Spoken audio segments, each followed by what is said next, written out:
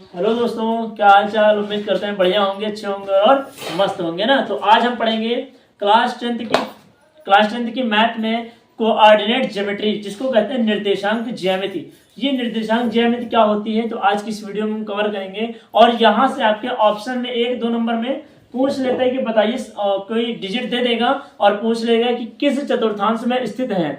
तो आज की इस वीडियो में हम ये क्वेश्चन और जो इम्पोर्टेंट है उनको भी हम कवर करेंगे, है ना। तो चलिए बिना देर करते हुए शुरू करते हैं और देखते हैं कि आखिर ये क्या है, चतुर्थांश क्या है ना, क्या है। तो देखिए, चतुर्थांश में होता है 4 भागों में डिवाइड होता है ना चतुर्थांश, ठीक है, अंश। तो यहाँ पर क्या हो जाएगा, यहाँ पर आप मैंने एक्स लाइन खींच दी जो क्षैतिज में है, और जो ऊर्ध्वाधर में वो आपकी वाई अक्ष, ये इसको एक्स अक्ष बोलते हैं, ये वाई अक्ष हो गए, ठीक है।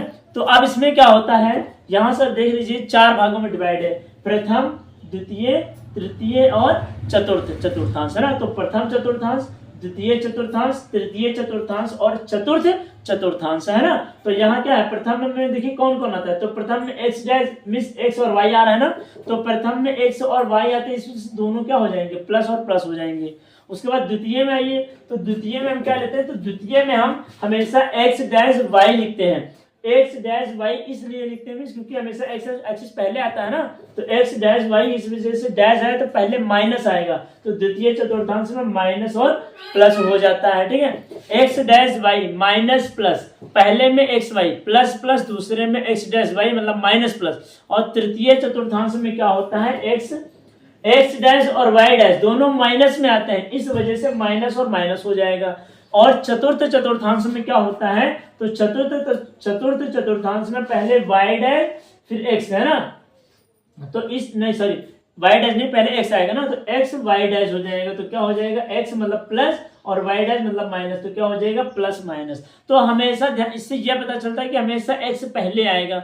तो मैं इसको बिना देखे आपको लर्न करा सकता हूं। आप देखिए कैसे, सबसे पहले क्या है कि प्रथम चतुर्थांश में क्या होता है, प्लस प्लस मतलब एक्स और वाई, तो एक्स और वाई दोनों पॉजिटिव डैश तो है नहीं, तो एक्स वाई प्लस प्लस हो जाएगा। प्रथम चतुर्थांश में जो सिंबल होंगे, चिन्ह होंगे, वो प्लस प्लस आते हैं। द्वितीय चतुर्थांश में क्या होता है, एक्स डैश वाई मतलब माइनस प्लस, तो माइनस प्लस हो जाएगा। तृतीय चतुर्थांश में एक्स डैश वाई डैश मतलब दोनों में डैश है मतलब माइनस माइनस, तो तृतीय चतुर्थांश में माइनस माइनस होता है।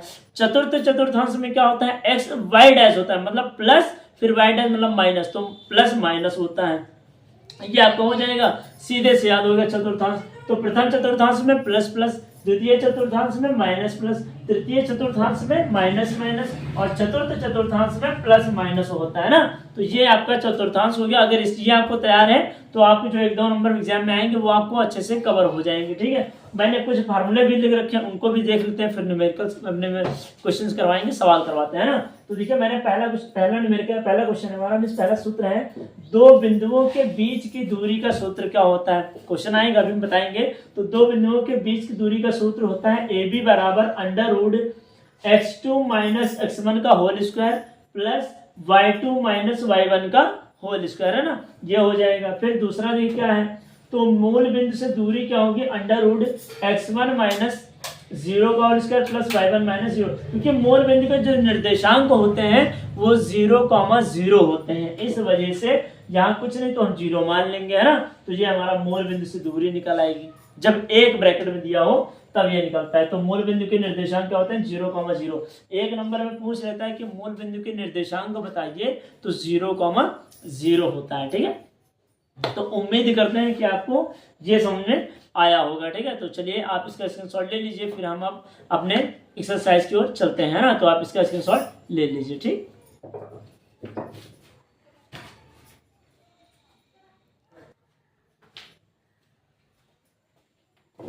तो आइए दोस्तों, अब हमारा पहला क्वेश्चन देखिए क्या दिया है कि कार्तीय तल पर निम्नलिखित बिंदु किस चतुर्थांश में स्थित हैं। अब ये कुछ क्वेश्चन आपको दे देगा इसी तरह, है ना, दे देगा नहीं, अगर ये माने ये दे देगा या ये, तो इस तरह पूछ ले कि बताइए जो दिया है कि किस चतुर्थांश में स्थित है ना, तो आपको याद होना चाहिए। तो सबसे पहले आप क्वेश्चन को देखिए, फटाक से बता दी किस चतुर्थांश में है। देखिए यहाँ पर कोई सिंबल नहीं ना, जहां कोई सिंबल ना हो मतलब वहां प्लस प्लस, तो प्लस प्लस किस चतुर्थांश में आता है, प्रथम चतुर्थांश में। तो यहाँ प्लस प्लस क्या हो जाएगा, ये प्रथम चतुर्थांश हो जाएगा ना, प्रथम चतुर्थांश। ये हो जाएगा। फिर क्या है देखिए -3,5, -3 मतलब एक्स डैश और 5 मतलब वाई, तो एक्स डैश वाई किस में आता है, माइनस प्लस किस में आता है, द्वितीय चतुर्थांश में, तो ये हो जाएगा द्वितीय चतुर्थांश, द्वितीय चतुर्थांश है ना। फिर देखिए यहाँ दोनों में माइनस है, जब दोनों में माइनस है तो एक्स डैश वाई डैश मतलब तृतीय चतुर्थांश, तो ये क्या हो जाएगा, तृतीय चतुर्थांश है ना, ये हो गया तृतीय चतुर्थांश। अब यहाँ 2,4 मतलब एक्स वाई डैश है, तो ये क्या हो जाएगा, चतुर्थ चतुर्थांश, तो ये हो जाएगा चतुर्थ चतुर्थांश। अब यहाँ देखिए कोई सिंबल नहीं, तो प्रथम चतुर्थांश, ये हो जाएगा प्रथम चतुर्थांश है ना। यहाँ एक्स वाई डैश है, तो ये क्या हो जाएगा, चतुर्थ चतुर्थांश है ना, ये हो जाएगा चतुर्थ चतुर्थांश। फिर -2,2 मीन्स -3,2, तो पहले आया एक्स डैश फिर आया वाई, तो एक्स डैश वाई किसमें आता है, द्वितीय चतुर्थांश, तो ये हो जाएगा द्वितीय चतुर्थांश, द्वितीय चतुर्थांश, ये रहा द्वितीय चतुर्थांश है ना। तो इस तरह के क्वेश्चन आपने एग्जाम में आते हैं 1-2 नंबर में। अब उम्मीद करते हैं कि आपको अगर ये क्वेश्चन आ रहा है तो एग्जाम में आपका छूटना नहीं चाहिए, क्योंकि 2 नंबर आपके ये कहीं नहीं गए। अगर आपको वो क्वाड्रेंट याद है, क्वाड्रेंट याद कैसे हो जाएगा भाई, अब मैं जैसे मैंने बताया कि प्रथम चतुर्थांश में प्लस प्लस होता है, द्वितीय चतुर्थांश में मतलब एक्स डैश वाई आता है, मतलब डैश जिसमें वो माइनस में, तो एक्स डैश मतलब माइनस और वाई मतलब प्लस, तो माइनस प्लस। तृतीय चतुर्थांश में एक्स डैश वाई डैश मतलब माइनस माइनस। चतुर्थ चतुर्थांश में क्या आता है, चतुर्थ चतुर्थांश में एक्स वाई डैश आता है, मतलब एक्स मतलब प्लस वाई डैश मतलब माइनस, तो प्लस माइनस हो जाता है ना। तो इस तरह आप आसानी से याद कर सकते हैं। और इसमें मैं एक बात और बता दूं कि जो हमेशा एक्स अक्ष पर होता है, जो हमेशा आगे आता है वो एक्स अक्ष पर, तो यहाँ एक्स अक्ष पर जो होता है उसको हम भुज बोलते हैं, और जो वाई अक्ष पर होता है उसको हम कोटि बोलते हैं, ठीक है। तो भुज हो जाएगा और कोटि हो जाएगी, जो एक्स अक्ष पर आएगा वो भुज होगा, जो वाई अक्ष पर आएगा वो कोटि हो जाएगा, ठीक है। तो उम्मीद करते हैं कि आपको समझ में आया होगा, ठीक है। तो आप इसका स्क्रीनशॉट ले लीजिए, फिर हम आपको इसके आगे क्वेश्चन करवाते हैं, ठीक है।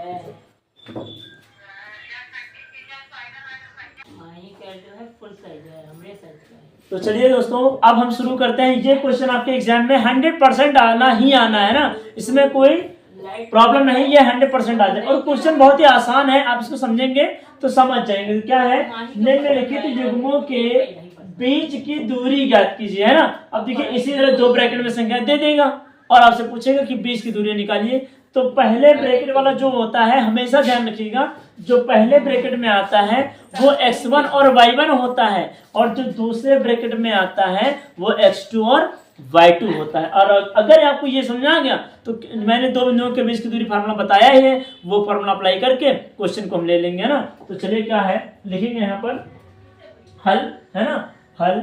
और हल में क्या लिखेंगे, सबसे पहले मैंने क्या कहा, जैसे मैंने कहा है वैसे अप्लाई कीजिए। पहले ब्रैकेट वाला आपका x1 और y1 होता है, तो यहाँ पर हम लिखेंगे x1 इज इक्वल टू, ये होगा 2, और y1 कितना होगा, y1 इज इक्वल टू 3 हो जाएगा। इसी तरह x2 और y2 निकाल लेंगे, x2 और y2, तो x2 कितना है 4, ये 4 हो जाएगा, y2 कितना है 1, तो ये 1 हो जाएगा ना।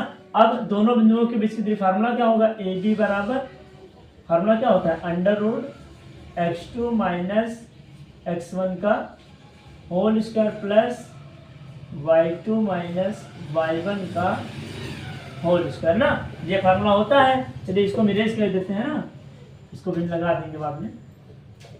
तो अब यहाँ पर रखिए, तो AB बराबर ये हो जाएगा अंडर रूट, x2 का मान कितना है 4, तो ये हो जाएगा 4, माइनस x1 का मान कितना है 2, तो ये हो जाएगा इन दोनों का होल स्क्वायर, प्लस y2 का मान कितना है 1, तो ये हो जाएगा 1, माइनस y1 का मान कितना है 3, तो ये हो जाएगा 3 का स्क्वायर, है ना। तो 4 में से 2 घटाएंगे कितना बचेगा, 4 में से 2 घटाएंगे तो 2 बचेगा, 2 का हो जाएगा स्क्वायर, प्लस 3 में से 1 घटाएंगे -2, -2 का स्क्वायर, ये हो गया। तो यहाँ से लिखेंगे क्या, 2 का स्क्वायर 4, प्लस -2 का स्क्वायर 4, 4 4 कितना हो जाएगा, 4 4 होता है 8, तो ये हो जाएगा अंडर रूट 8, ये हो गया।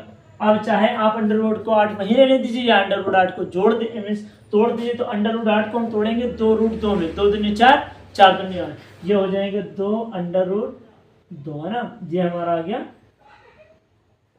इकाई, ये हो गया आंसर, है ना। ये पहले क्वेश्चन का आंसर हो गया। देखिए कुछ था, कुछ भी तो नहीं था, आपको समझना है, लगा देना है ना। तो चलिए सेम इसी तरह ये भी क्वेश्चन करते हैं। तो चलिए इसको भी लगाते हैं क्वेश्चन को, है ना।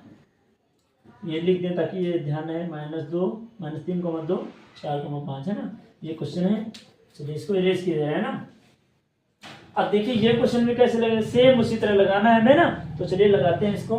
तो लिखेंगे पहले हल, और हल में क्या लिखेंगे, x1 का मान कितना दिए, x1 बराबर हो जाएगा -5, y1 का मान कितना है 7 हो जाएगा।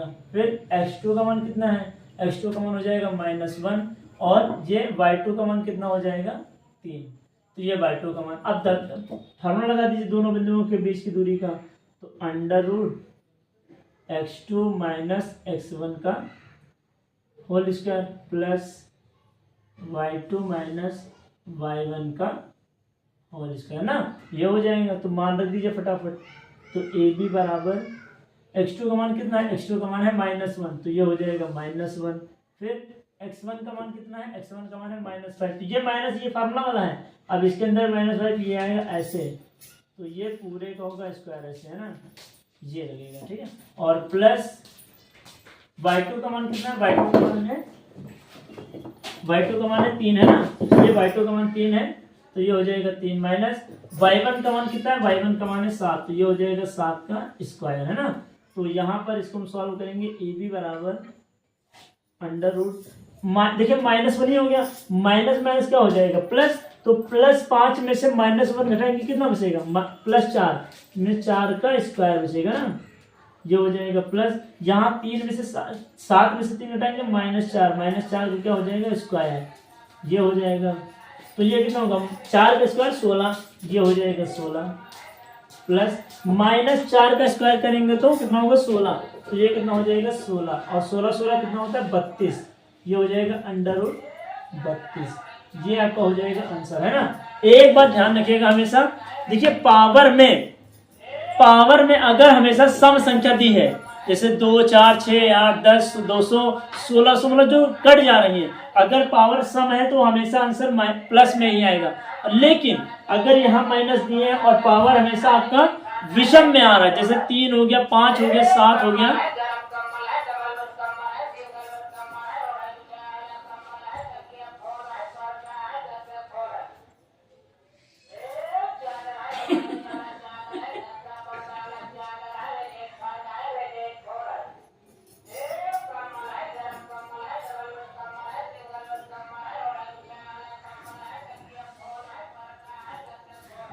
तो देखिए इसमें क्या हो जाएगा, मैंने क्या बताया कि जब सम होता है तो हमेशा सम कितना भी हो, 1600 हो, 2000, लेकिन सम संख्या पावर में होनी चाहिए, तो आंसर आपका हमेशा प्लस में आएगा। लेकिन अगर पावर विषम दी है, विषम जो किसी से ना कटे, है ना, जिसमें जो 2 से ना कटे, विषम होते हैं ना, तो अगर वो दिया है पावर में और माइनस लगा तो हमेशा आंसर आपका किसमें आएगा, माइनस में आएगा, ठीक है। ये बात ध्यान रखिएगा, बाकी आपका ये हो गया, ठीक है। तो उम्मीद करते हैं कि आपको दोनों क्वेश्चन समझ में आए होंगे, है ना। और अगर क्वेश्चन समझ में आए हैं तो मैं आपको होमवर्क दे रहा हूँ, ये क्वेश्चन आप होमवर्क में लगा के लाइएगा। जैसे मैंने मेरा पहला क्वेश्चन a, b, दूसरा है ये पहले ब्रैकेट में, दूसरा है -a, -b, ये पहला क्वेश्चन है। और दूसरा क्वेश्चन मैं आपको दे रहा हूँ, कितना है, -3, 2 और क्या है 4, 5। ये मैं आपको होमवर्क में दे रहा हूं और आप इसको करिएगा, और करके आप मुझे कमेंट बॉक्स में इसका आंसर जरूर टाइप कीजिएगा, ठीक है। इसका आंसर जरूर मुझे दीजिएगा, ताकि मैं भी तो देखूं कि आप लोगों को समझ गए हैं, तो आप इसको करेंगे और मुझे कमेंट बॉक्स में इसका आंसर भेजेंगे, है ना। तो मिलते हैं नेक्स्ट वीडियो में। उम्मीद करते हैं कि आपको समझ में आया होगा, है ना। अच्छे से पढ़िएगा ताकि आपकी बोर्ड स्कीम भी आ गई है, आप की स्कीम भी आ गई, अच्छे से पढ़ते रहिए तरीके से, है ना, ताकि एग्जाम अब ज़्यादा दूर नहीं है, क्योंकि 24 फरवरी से आपका एग्जाम होना है ना, स्कूल इंटर दोनों। तो पढ़िए मन लगा के अच्छे से, बाकी जो प्रॉब्लम होती है तो आप मुझे कमेंट बॉक्स में जरूर कमेंट करें, मैं उसका आपको सोल्यूशन दे दूंगा ना। तो मिलते हैं नेक्स्ट वीडियो में इसकी अगली एक्सरसाइज के साथ में, ठीक है। Thanks for watching this video.